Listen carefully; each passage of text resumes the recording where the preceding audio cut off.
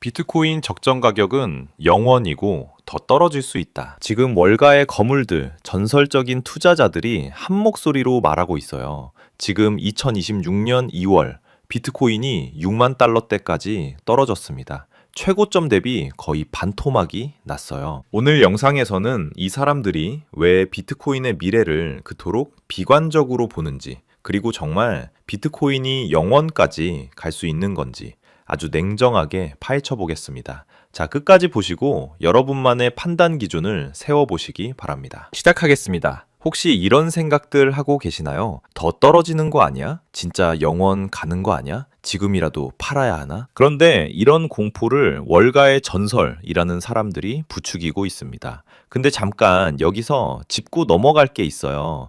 비트코인의 이런 폭락 처음이 아니거든요. 역사를 한번 볼까요? 2011년에 32달러에서 2달러로 93% 하락했어요. 2013년에서 2015년 사이에는 1100달러에서 170달러로 85% 빠졌고요. 2017년에서 2018년에는 2만 달러에서 3200달러로 84% 하락했어요. 2021년에서 2022년에는 6만 9천 달러에서 15,500달러로 78% 떨어졌죠. 그리고 지금이요, 12만 6천 달러에서 6만 4,888달러, 48% 하락. 아직 진행 중이에요. 보이시죠? 비트코인은 거의 예외 없이 고점 대비 70에서 90% 폭락하는 사이클을 겪어왔어요. 지금 48% 하락이면요, 역사적 패턴으로 보면 아직 하락이 덜 된 거예요. 그래서 회의론자들이 이렇게 말하는 거예요.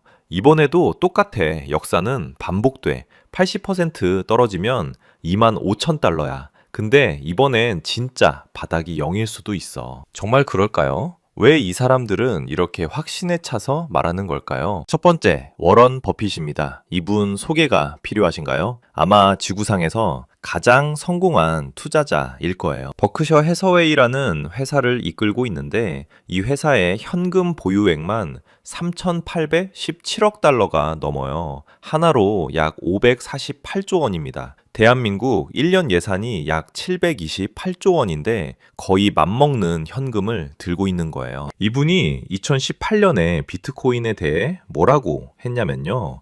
쥐약이요? 아니, 쥐약의 제곱입니다. 쥐를 죽이는 독약이잖아요. 근데 그것도 모자라서 제곱이라고 했어요. 그만큼 위험하다는 거죠. 버핏의 논리는 아주 단순해요. 이분은 투자할 때 항상 이렇게 생각합니다. 이 자산이 무언가를 생산해 내는가. 예를 들어 농장을 사면 곡식이 나오잖아요. 아파트를 사면 월세가 들어오고요. 회사 주식을 사면 그 회사가 물건 팔아서 이익을 내고 배당금을 줘요. 근데 비트코인은요, 아무것도 생산하지 않아요. 그냥 컴퓨터 서버 어딘가에 숫자로 기록되어 있을 뿐이에요. 버핏은 이렇게 비유했어요. 비트코인은 조개 껍데기 같은 겁니다. 가치가 있다고 믿는 사람들끼리 거래할 뿐 그 자체로는 아무런 가치가 없어요. 실제로 태평양 섬나라들에서 조개 껍데기가 화폐로 쓰인 적이 있거든요. 근데 지금 조개 껍데기 들고 있으면 부자인가요? 아니잖아요. 모두가 그 가치를 더 이상 인정하지 않으면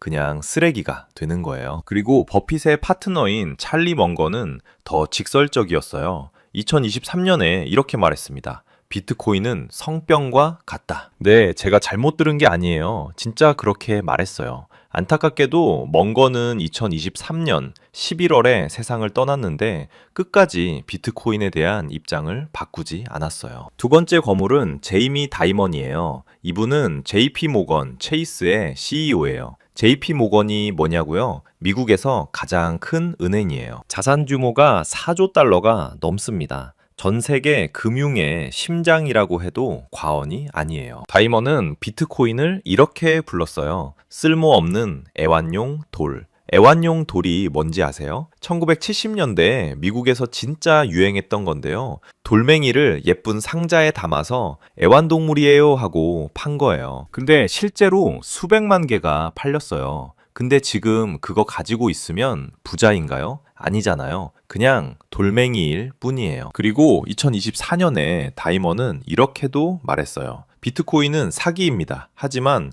더 이상 이 주제로 말하고 싶지 않아요. 왜냐하면 제가 뭐라고 하든 비트코인 신봉자들은 듣지 않거든요. 지쳐버린 거예요. 경고해도 안 듣는다고요. 자, 이 두 거물의 논리를 정리하면 이래요. 첫째, 내재 가치가 없다. 비트코인은 아무것도 생산하지 않는다. 둘째, 가격은 순전히 심리에 의존한다. 사람들이 믿으면 오르고 안 믿으면 떨어진다. 셋째, 역사적으로 이런 자산은 결국 0으로 수렴한다. 튤립, 애완용 돌, 그리고 비트코인. 물론 반론도 있어요. 야, 달러도 결국 종이일 뿐이잖아. 맞는 말이에요. 근데 달러는 미국 정부라는 거대한 권력이 뒤에서 보증해주고 있거든요. 세금도 달러로만 받고 전 세계 무역의 80% 이상이 달러로 결제돼요. 비트코인은요, 그런 강제력이 없어요. 순전히 자발적 합의에 의존해요. 자발적 합의가 깨지면 가치도 깨지는 거예요. 12만 6천 달러에서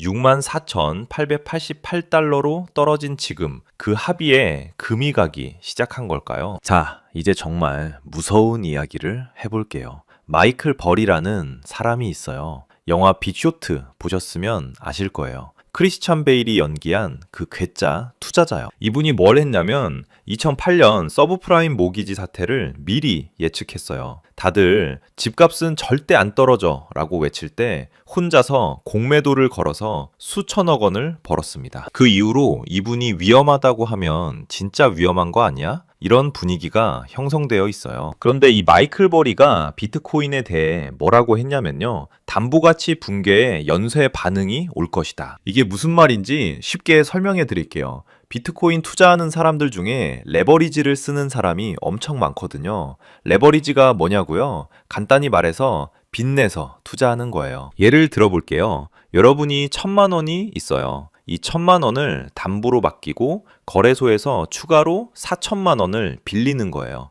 이제 5,000만 원어치 비트코인을 살 수 있게 된 거죠. 이걸 5배 레버리지라고 해요. 비트코인이 10% 오르면요. 500만 원 벌어요. 원금 대비 50% 수익이에요. 대박이죠. 근데 문제는요. 비트코인이 10% 떨어지면 500만 원 손해예요. 원금 1,000만 원에서 반이 날아간 거예요. 20% 떨어지면요. 1,000만 원 전부 증발이에요. 자, 지금 상황을 대입해 볼까요? 12만 6천 달러에서 6만 4,888달러면 48.5% 하락이거든요. 2배 레버리지 쓴 사람은 원금 전액 손실이에요. 3배 레버리지 쓴 사람은 원금의 150% 손실, 빚까지 지는 거예요. 5배 레버리지 쓴 사람은요, 완전 파산입니다. 실제로 이번 하락장에서 수십억 달러 규모의 레버리지 포지션이 청산됐어요. 그리고 담보로 맡긴 비트코인 가치가 떨어지면 거래소에서 연락이 오거든요. 고객님, 담보 가치가 부족합니다. 추가 자금을 입금하시거나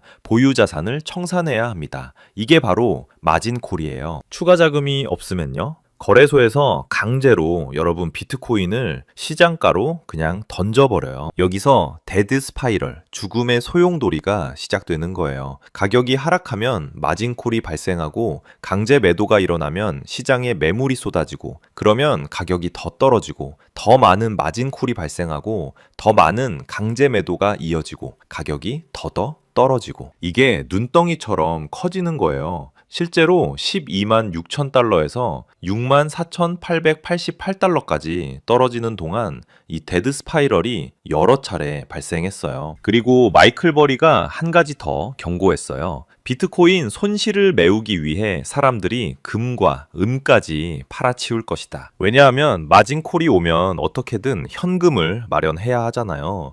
비트코인이 떨어지고 있으니까 비트코인 더 팔면 손해만 커지거든요. 그러면 다른 자산을 팔아야 해요. 금, 은, 심지어 주식까지요. 이게 자산시장 전체의 연쇄 붕괴로 이어질 수 있다는 거예요. 실제로 2020년 3월 코로나 초기에 이런 일이 벌어졌어요. 비트코인이 이틀 만에 50% 폭락했는데 동시에 금값도 떨어지고 주식도 떨어지고 모든 게 다 떨어졌거든요. 다들 현금 확보하려고 뭐든 팔아치웠어요. 이걸 유동성 위기라고 합니다. 마이클 버리의 결론은 이거예요. 2026년에 이런 상황이 더 심해지면 64,888달러가 바닥이 아니라 중간 지점일 수 있다. 이번에는 좀 더 데이터 기반의 분석을 살펴볼게요. 마이크 맥글론이라는 사람이 있어요. 블룸버그의 수석 원자재 전략가예요. 이분은 감정적으로 비트코인을 비난하는 게 아니라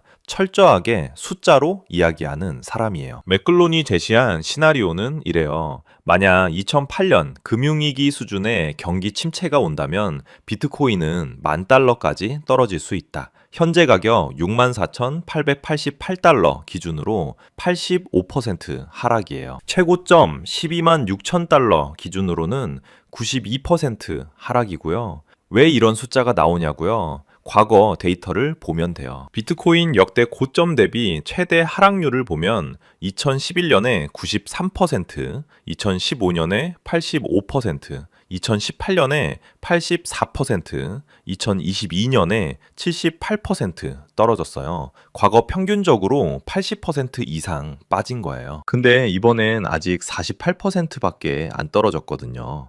맥글론은 이렇게 계산했어요. 역사적 평균 하락률 80%를 적용하면 126,000달러에서 25,200달러. 근데 진짜 심각한 위기가 오면 2011년처럼 90% 넘게 빠질 수도 있어. 그러면 12,600달러. 반올림에서 10,000달러다. 여기서 핵심은 만약 심각한 경기 침체가 온다면 이라는 조건이에요. 2026년 현재 경제 상황을 보면요. 미국 기준금리는 여전히 높은 수준이고 상업용 부동산 시장은 휘청거리고 있고 은행들의 부실 대출 우려가 커지고 있어요. 중국 경제도 부동산 위기로 흔들리고 유럽도 마찬가지예요. 이게 뭐냐면요. 검은 백조가 날아들 조건이 갖춰져 있다는 거예요. 검은 백조가 뭐냐고요? 예상치 못한 대형 사건이에요. 아무도 예측 못했는데 갑자기 터져서 시장을 초토화시키는 거예요. 2008년 리먼 브라더스 파산, 2020년 코로나 팬데믹, 2022년 FTX 파산 이런 게 다 검은 백조예요. 터지기 전까진 아무도 몰라요. 맥글론의 경고는 이거예요. 다음 검은 백조가 날아들면 비트코인은 가장 먼저 가장 크게 떨어질 자산이 될 것이다. 왜냐하면요. 위기 상황에서 투자자들이 제일 먼저 하는 행동이 뭔지 아세요? 위험자산 처분이에요. 주식보다 더 위험한 게 뭐예요? 암호화폐죠. 암호화폐 중에서 가장 크고 가장 많이 보유된 게 뭐예요? 비트코인이에요. 그래서 위기가 오면 비트코인이 제일 먼저 팔려나가는 거예요. 맥글론의 기술적 분석에 따르면 비트코인의 핵심 지지선이 있어요. 1차가 6만 달러, 2차가 4만 5천 달러, 3차가 2만 5천 달러, 최종이 10,000달러예요. 지금 64,888달러면 1차 지지선에 거의 다 온 거예요. 이 선이 무너지면 다음 목표는 4만 5천 달러예요. 거기서도 안 버티면 2만 5천 달러고요. 이 지지선들이 차례로 무너지면 진짜 바닥을 알 수 없는 추락이 시작될 수 있다는 거예요. 여기까지는 괜찮은데 진짜 극단적인 사람들도 있어요. 비트코인의 적정 가격은 0달러다. 왜 이런 극단적인 주장이 나오는 걸까요? 그들의 논거를 하나씩 살펴볼게요. 첫 번째, 에너지 낭비 문제예요. 비트코인 채굴에 연간 약 150 테라와트시의 전력이 쓰여요. 이게 어느 정도냐면요. 폴란드 전체 국가가 1년 동안 쓰는 전력량과 비슷해요. 인구 4천만 명이 사는 나라 전체요. 근데 그 전기로 뭘 하냐고요? 그냥 컴퓨터들이 수학 문제 푸는데 써요. 공장을 돌리는 것도 아니고 농사를 짓는 것도 아니에요. 기후변화가 심각해지는 상황에서 이렇게 막대한 에너지를 디지털, 숫자 만드는 데 쓰는 게 과연 지속 가능하겠냐라는 거죠. 실제로 유럽에서는 비트코인 채굴에 대한 규제 논의가 계속되고 있어요. 각국 정부가 환경 규제를 강화하면 비트코인 채굴 자체가 불법이 될 수도 있어요. 두 번째, 화폐로서의 실패예요.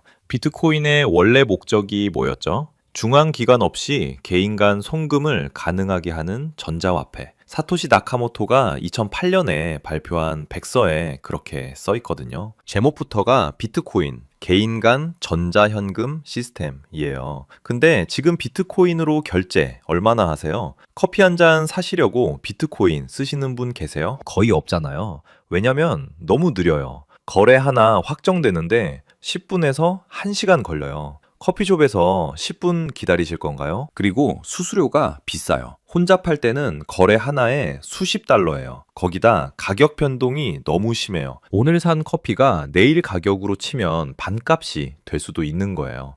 그래서 비트코인은 원래 목적인 화폐로서는 완전히 실패한 거예요. 지금은 그냥 투기 자산일 뿐이에요. 이걸 경제학에서는 더 큰 바보 이론이라고 해요. 나보다 더 비싸게 살 바보가 있을 거야 라는 기대로 사는 거예요. 근데 만약 그 바보가 더 이상 없으면 게임 오버예요.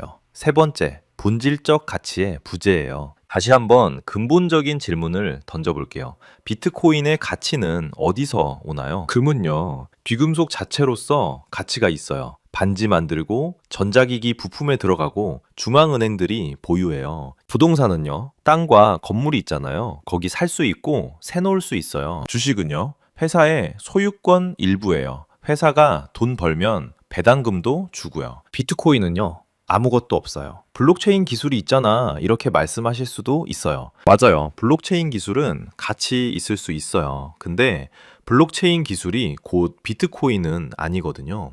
이더리움에서도 쓰고 수백 개의 다른 코인에서도 쓰고 기업들이 자체 블록체인을 만들어 쓸 수도 있어요. 인터넷이 가치 있다고 해서 1990년대 닷컴 기업들이 다 가치 있었던 건 아니잖아요. 대부분 망했어요. 강경 비관론자들의 결론은 이래요. 기술적 진보도 없고 실용적 가치도 없고 남는 건 그저 사람들의 믿음뿐이다. 그 믿음이 깨지는 순간 비트코인은 0으로 돌아간다. 자, 그러면 결론이 뭐냐? 떨어진다는 거냐? 오른다는 거냐? 아무도 모릅니다. 무책임하게 들리실 수도 있어요. 근데 이게 진실이에요. 저는 미국에서 이런 의견들도 나오고 있고 이미 월가 전설들이 말하고 있다는 것만 전달 드릴 뿐입니다. 워런 버핏이 틀릴 수도 있고 마이클 세일러가 틀릴 수도 있어요. 비트코인이 정말 0원이 될 수도 있고 반대로 다시 20만 달러 갈 수도 있어요. 그러면 우리는 뭘 해야 하냐고요?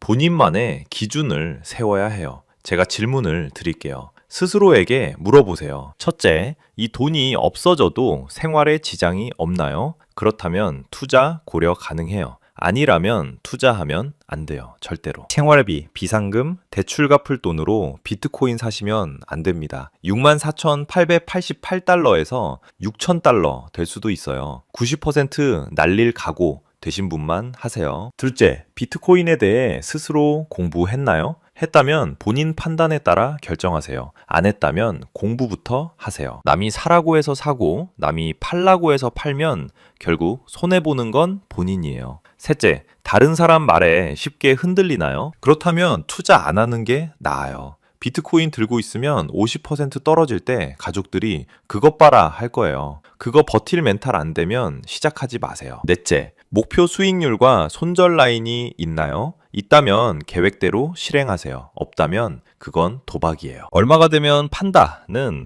기준 없이 그냥 들고 있으면 오를 때도 못 팔고 떨어질 때도 못 팔아요. 유명한 투자 격언이 있잖아요. 모두가 탐욕스러울 때 두려워하고 모두가 두려워할 때 탐욕스러워라. 워런 버핏의 말이에요. 재밌죠? 비트코인을 쥐약이라고 한 사람의 말이에요. 지금 비트코인 시장에 공포가 만연해 있는 건 사실이에요. 그렇다면 지금이 탐욕을 부릴 때인가? 아니면 이번엔 진짜 공포가 현실이 되는 순간인가? 그 답은 여러분 스스로 찾으셔야 합니다. 한 가지만 더 말씀드릴게요. 투자의 세계에서 확실한 건 없어요. 무조건 오른다고 하는 사람, 거짓말쟁이에요. 무조건 떨어진다고 하는 사람, 이것도 거짓말쟁이에요. 미래는 아무도 몰라요. 버핏도 모르고 세일러도 모르고 저도 모르고 여러분도 몰라요. 다만 우리가 할 수 있는 건 최대한 공부하고 리스크를 이해하고 감당 가능한 범위 내에서 결정하는 것 뿐이에요.